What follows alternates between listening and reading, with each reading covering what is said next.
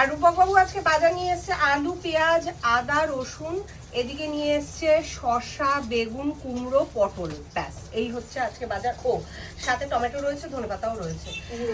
হ্যাঁ কুমড়োটা তো বললাম, কুমড়ো তা কুমড়ো আবার কভার করে বলবো। তা যাই হোক এই হচ্ছে আজকে বাজার। আর ওদিকে মা পনিরটা আমি কেটে দিলাম, মাকে বললাম তুমি ভাজা করো। আর ওদিকে ভাতও বসে গেছে। মা যেহেতু নিরামিষ খাবে, মার জন্য আগে পনির হচ্ছে, তারপরে আমাদের চিকেনটা রান্না করবো, আর অল্প একটু কুমড়োও ভাজবো। তা চলো এই হচ্ছে আজকে দুপুরের মেনু। এর থেকে আর বেশি কিছু করছি না গরমে, মানে গরমে অস্থির লাগছে।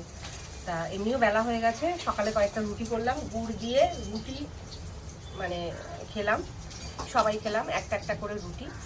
তা এই রান্না করব, করে তারপরে একদম ফ্রেশ হয়ে ফ্যানের তলায় গিয়ে বসবো। অলরেডি ঘেমে চেমে একবার স্নান করে গেছি, দেখতেই পাচ্ছি। তা চল পরের ভিডিও নিয়ে আসছি, টাটা।